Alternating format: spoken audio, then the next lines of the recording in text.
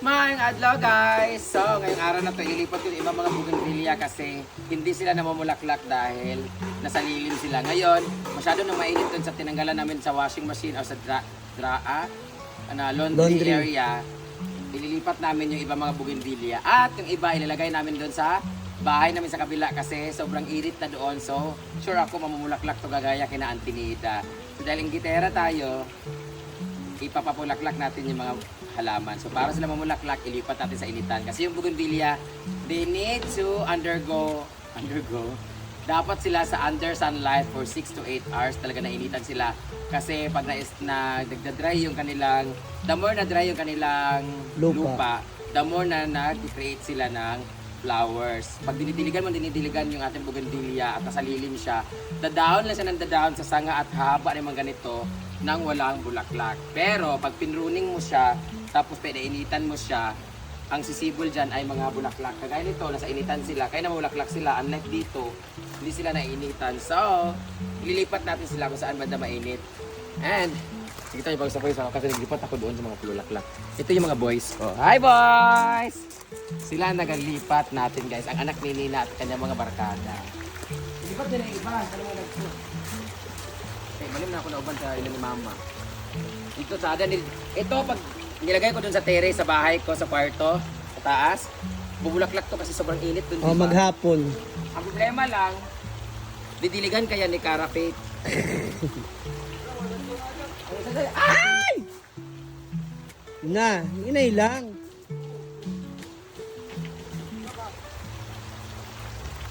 Guys, ang tangkad niya at ang ganda ng katawan niya, 14 years old lang siya, naglalaway si Ma'am si G. Huh? Kapit bahay siya ni, hindi ka to.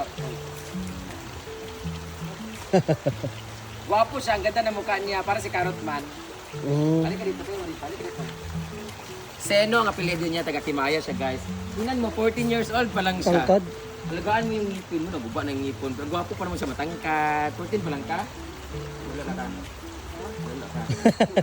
Oo daw. 14 years old pa lang siya guys. Antayin natin siya mag-18. Ang dami niyang tattoo. Ang tangay lang, mataas kayo siya. Guys, ganyan yung mga katawan ang gusto ni Ma'am Sito. Pawis-pawis ang bayot to. Na-feel ko na ang tibok na isang baklang manyakis. So, buhatin mo na yun. Buhatin mo na yun. Yung mahaba. Ano nang mahaba? Yung baba ni Ma'am Sito. Ito dapat kasi malalaki kasi ito eh. Ay, ito mga malalaki nito. Yan, dapat kasi tanggalin yung mga mahaba at malalaki kasi yun yung bagay doon sa may tubigan. Ay, hindi na maungo katutagas. Sa entrance. Tingnan nyo naman guys dito. Pakak. Oh. Ang ganda no. Mas maganda yung kay Auntie Nida. Sobrang ganda na kay Auntie Nida kasi colorful talaga siya. Ayan, dito ko nilipat yung mga bulaklak ay mga halaman na may bulaklak na. Paano sabihin? Yung flowered plants. Namulaklak na. Namulaklak na. Kagaya nito, oh, di ba? May nga different color and everything. Ito to, kakaprune ko lang nito. Nag-cuttings ako. Kaya nung musbong na yung mga something na bulaklak o pinutol-putol. Ayan, pinutol ko siya, oh. Nung pinutol ko siya, nagkaroon siya ng flowers. Like this. Nalimot ko sa gunting. Murag to, di. Tara. Kagaya nito, ganito ang pag-prune nito, guys, oh. Ito hindi siya nainitan pero namulaklak siya. Pero siguro pinainitan ko siya kasi mamulaklak ng bonggang-bongga. So we need to cut this one here. Ayan. Ito na nga, putol na to dati. Ayan, pinutol-putol ko siya. Dati cutting kasi yan sila para mamulaklak. Ang tawag dito sa process na to ay pruning. Yeah, we need to prune the prune. Yung udlot. Ayan, huwag natin sayangan ng putulin kasi dyan sila namumulaklak. Huwag manghinayang. Ganyan. Yan yung mga ano natin. Ay, mga namulaklak na siya. Ito, mga ganito, putulin na ito kasi mga unwanted species na ito, mga ganito. Umahaba kasi sila ng umahaba pag nainitan eh. Hindi sila nag-create ng flowers. Dapat inuuhaw sila. Eh, problema, ito, ang ganda nito oh, kasi grafted to eh. Pangit na pagkaano niya kasi bakit naging ganito ito? Ano siya guys? Nahihi siya. May lumabas yung totoong ano niya oh. Tanggalin natin. Ito yung totoo niyang kahoy. pinutol siya, tapos pinagsakan ng ganitong maganda. So, kaya grafted na siya. So, ngayon, tinanggal natin kasi para mag-focus yung kanyang flowers dito. Ang ganda niyan. Yan, namulaklak na rin siya. Ilagay ko dito. Pero kani dito ni dapat tikas. Ito yung mga ilalagay ko kinamama, yung mga hindi namumulaklak. Dahil ko doon kasi I'm sure mag-bloom yung flowers niya. kasi Pag may maaaraw. kasi sa bahay namin, di ba, sa mansion, dami nagbabash sa akin, gatik bakit no mansion, hindi naman isang ektakta yung bahay ko. Mansion lang para ma-identify lang siya dito sa farmhouse, saka mansion house. And, ito pala guys, hindi na pala ito kailangan ng mga ano. Hello. Sayang ba anak mo? Kung nakikita nyo lahat ng atay-atay sa likod, pinutol ko ang tatangkad na kasi nila. Dapat kasi pinuputol to para lumabas yung mga maliliit niya na ano tayo sa likod. Yan. Matanong pa ba na, Ford? Ha? Kaya sa atay-atay kasi please nag-atay. Kada magud ng isa nga ito. Mm-mm.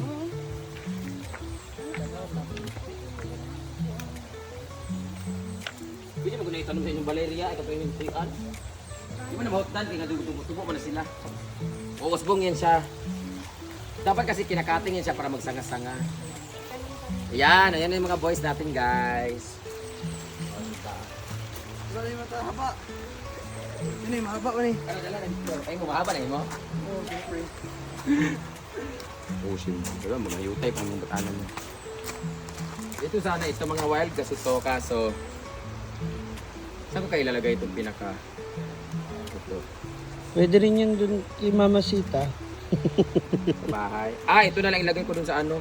Sa harap niyo ba, diba? Bugat mong kayo ni siya. Sobrang bigat Yun na lang. siya, guys. So, nahawan na siya. Alam niyo ba ang ilalagay ko dito, guys? Yung para siyang square na basta. So, meron tayong house, meron tayong square house na maganda dito. Ang concept ko dito is square siya, tapos dito is parang dito yung daanan, tapos dyan yung parang terrace na maliit. Tapos salamin lang siya, tapos sa likod salamin din siya.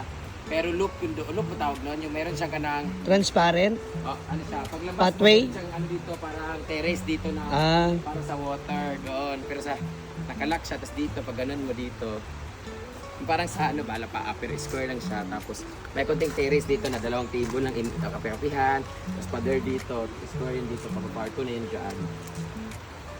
Dito siguro yung ano niya, pinaka entrance niya. So ligo na kagad sa pool pag gusto maligo. Kada. So dito yung magiging room. Yan si Architect Brenda. Ang kalawak na ganito. So, square siya, ganito, ganyan, papunta doon. Dito yung parang kwarto na siya sa loob. Diyan. Doon sa likod, parang ano siya. Salamin din dito, salamin. Pagbukas mo sa salamin, Terrace. terrace din tayo, water din yung view. Mm. Tapos dito naman, close to dito, may pinto lang dito. So dito yung paglabas sa pinto, pader to dito. So square dyan. So dito, parang hanggang dito lang yung kanong pader. Dito yung parang lamesa na pwede mag-coffee-coffee pag morning. Good morning! So, Riverview ito. Kada man. Full view.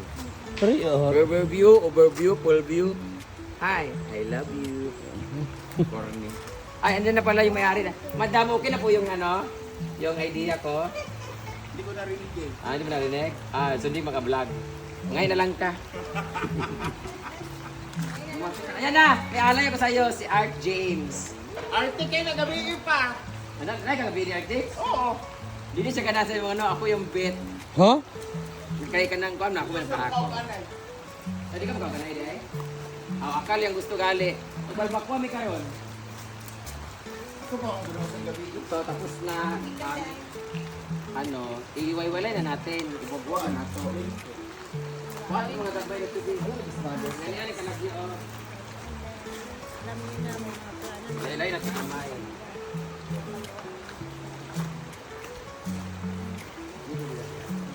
Diri man dapat ni Arte. Pag-initan kasi. Hindi nga kayo mainitan dito. Paamon pa. Grabe. Dito nga, tulo ka square. Yan, dito saka dito. Actually guys, this one is going to be removed. Because yung ugat nito sobrang laki, gaganon sa pool. At saktong-sakto ito, natabunan lang to siya. Actually guys, nasa mga hanggan dito yung natabunan niya. So yung ilalim nito, may ugat na talaga siya. Ang saktong-sakto din siya sa lalim ng pool namin. So chances are, yung ugat niyang malaki, pag lumaki to siya, hanap siya ng tubigan, dun siya papunta. Ito kasi, solid to siya talaga niya kabuhos, pero yung ilalim niya papunta doon. Tsaka masisira talaga siya. Don't worry kasi, pinaghirapan ko to, pero gano'n naman talaga, may mga bagay talaga na you need to sacrifice for the sake. Pagbilang ng tatlo, kailangan natin tanggalin to kasi for the benefits of other view. So, tatanggalin ko to, but don't you worry kasi may matitira naman yan. So, ito yung magiging ano ko, partition niya, yung dito one, isang house, like a square house. So, dalawa, so tatlo. Tatlo siya. Actually, dito na yun sa sketch plan, development plan. Nakalagay ito sa drawing na may ilagay dito na tatlong cabin. So, parang alapa-apa. So, tatlo yun dyan. Para pag mag-rent yung mga VIP guest ko. Tapos, aircon yung tatlo na yon para mas mahal siya. Tapos, actually, second floor siya, guys. Nakita niyo yung pinakita ko? Square siya. Tapos sa loob, sa likod, meron siyang turbanes. Akit ko sa taas, ganyan. Tapos paghawakan mo yung wire, gano'n na lang siya. So, yan yung mangyari dito. But now, pusit mo na tayo. Asa na? Ginuot mo. Gata sa na isa. Kaya dapat may distance niya. Keep distance. Yan. Hindi mo, puli ka sa tayo. Hindi sa daan ni Dayon. Siguro medyo mainit-initan pa ito gamay. Chances are, Dito mo lang. Chances are. Medyo pag uminom ka ng malamig na tubig tapos may yellow, chances are mga ngating lalamunan mo. Daw dito. na mismo. Ang pangalan na isang aso ay dito. Yan. Deng. Deng, nakoy humba. Hindi lang ito tumalbakwan. One more thing or I'll slap your feet. Ay, kailangan na natin.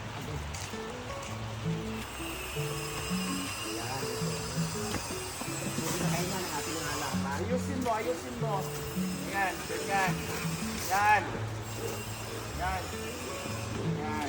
So yung mga nagtatanong guys, saan yung mga kawayan na nabili ko? Actually nilagay ko siya sa likuran at ito yung iba. Oh, nasa? Ito, Nakati. ito yung tinanim ko. Binili ko. Ay, bungga. Ay, may Yan, tubo no? na gidi. Ay. Yung iba tuubo sa likod para tinamaan ng mower. Kasi ibang matatangkad nito nasa likod. Kasi I am planning to remove this one kawayan na native na ewan. Ito yung maganda kasi. Yellow. So I think, Jepard! We need to call Jepard because I'm going to cut this one, the ferns, para makahinga yung kawayan. But not all. I need to trim lang para yung way here. Para kasi chances are, kasi masyadong masulasok at makapal yung mga damo. Chances are, makati siya pag And baka tirhan ng touch. mga... Baka there's a snake and ladders. Yan. We need to trim this one. This one. Yeah, I cut this one, oh. Look at the, the color of the flower. This is like mustard yellow. Then combination Golden yellow? with pink and red. Golden ba to? Yeah. Mustard yung color niya. Then this one is lavender with a touch of white. This one is the couple color. Pink and white. Saan nga ito couple galing? King and queens. Ano ito? Basta meron siyang color yung pink and white. Tapos yan are variegated. Ay grafted siya. So, combined colors siya kasi because of the cuttings that they put is different variety and different colors. That's why, yeah. Question, you bought that how much? You didn't care. Because in This that... one is 1.5, 1.5, 1.5, the grafted one. Pero, nabili ko lang siya ng 1,000 tsaka mga 500 kasi because mabait sa akin si Ma'am Ana Siliote. Sa lahat ng mga nagtatanong saan nabili to, sa likod lang po yan ng Carmen. St. Mary's Carmen, sa likod niya, meron doon. Tapos, meron din mga bulaklak na binigay sa akin si Ate Celine dito. Sobrang dami yung mga wild na yung mga colors na colorful like dito. Sige, Ate Celine yata to. Merong white, Ate Celine to, Celine Jans from Manolo Portis or Campilit. Campilit. Yung iba naman, binili ko kay Maggie kasi maganda yung mga bulaklak niya. Mapangit din naman yung mga bulaklak. Kaibot ka Gitera. sa'yo. So these are different variety, different colors of bougainvilleas. And the orchid The chest? orchids, I bought this one from... yung iba, bigay natin silin yung mga nasa gitna. Halos bigay natin silin yung lahat ng mga yan. Pero yung iba, I bought this one somewhere in Agusan or Butuan there. Or basta Miss Oriental, doon banda. Binili ko siya nung naglalako yung mga nanay. So yun yung mga orchids na binili ko. What I like about these orchids kasi wala siyang mga abono, wala siyang fertilizer talaga. Before nilagyan namin ni J-Ford pero hindi na namin nasundan. Pero ang dami niyang bulaklak and hindi talaga siya naubusan kasi lumalabas yung mga newly wed. Mga bagong mga bulaklak, pausbong na siya. Mga like this one, ganyan. Diba? And different colors, din siya, different varieties. Merong banda, merong drum and bugle core. Okay na yung cuttings, mag-cuttings na ko. So, tapos na kayo? Tanaw sa dito, Aris, sa dito, Aris na ba? Wala. Ay, sa Aris na nato ha. Pagaman ganyan mo direct asa yung Yan, ikakating sa ating itong mga ganito. Actually, hindi na ikakating. Ito na ako ni. Limpyo na ako ni din eh. So, tapos na guys, mamaya na po kapoy ng kaayo. Istorya pa mong kudanin na mag-cuttings mo. Thanks so much for watching. Thank you so much for using. Maraming salamat. Okay na, naka 10 minutes na mo, ngawaan mo. 6 pa ito, mga laki na pagka. Thank you so much guys, magka-cuttings lang ako. And else, I'll show you later the aftershock, the finished product. Dugay, parang yawa, uy! Dugay, kasi kauman, katawa. Nauman na ilang 12 minutes, animal. Ako, wapa ko ka-upload. Si Rio kay Sipo. Ito na nakalipat na siya. And dapat meron tayong planggana dito pang dilig sa mga halaman. Dito, ano pa rin siya dito? Isang balde port at planggana. Or, sikakat na natin sa mga unwanted species. Kumuluntoy yung mga dahon niya kasi may mga ugat siya na naputol sa ilalim. Pero mag-a-adjust din to.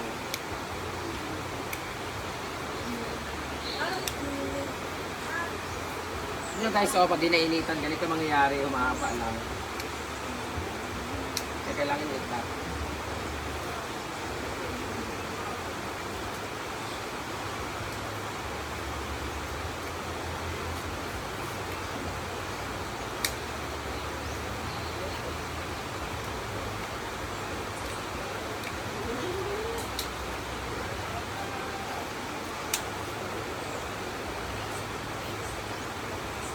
Mana mo?